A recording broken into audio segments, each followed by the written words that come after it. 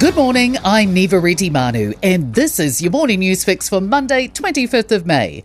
In this update, Donald Trump says a deal to end the war in Iran should not be rushed.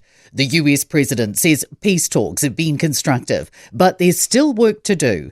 Iran's foreign ministry says US and Iranian positions are moving closer together.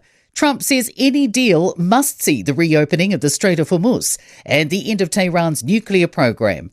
Secretary of State Marco Rubio says Iran will never have a nuclear weapon while Trump is president.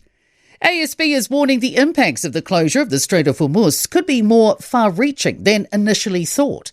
The bank suggests fuel is only one part of the puzzle, and there are likely to be increased costs in manufacturing, packaging, and freight and farm inputs. He says some sectors, like business services, government and housing, will be less affected but still touched.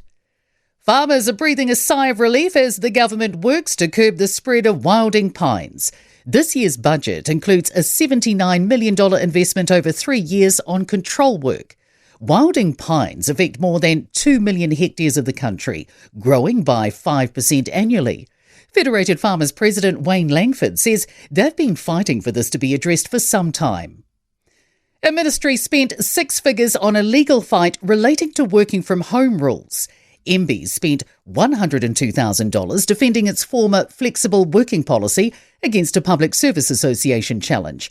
But the case was withdrawn a day before Employment Relations Authority hearings, with a memorandum lodged and a new policy introduced.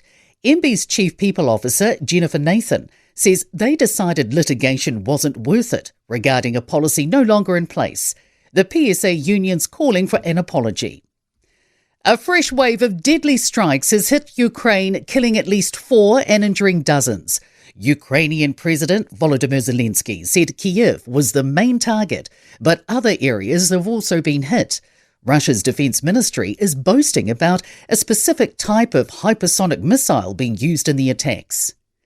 An award-winning Auckland bakery has temporarily closed after receiving the lowest possible food safety rating for a pest control-related risk. The owners of Blockhouse Bay Eatery, Levan, had originally said the store was shut due to family reasons. Auckland Council's Veronica Lee Thompson says that the business will remain closed until mitigating measures are finished.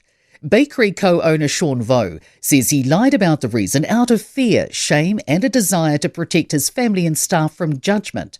He says the food safety ruling is a painful wake-up call. In sport, Ukrainian tennis player Marta Kostyuk has overcome a Russian missile destroying a building 100 metres from her parents' house in Kyiv to advance to the second round of the French Open in straight sets. West Ham have been relegated from football's Premier League despite beating Leeds 3-0 on the final day of the season. Tottenham Hotspur have beaten Everton 1-0 to stay up. And the Warriors remain second on the NRL League ladder. The Cowboys beat the Rabbitohs 30-18 to wrap round 12.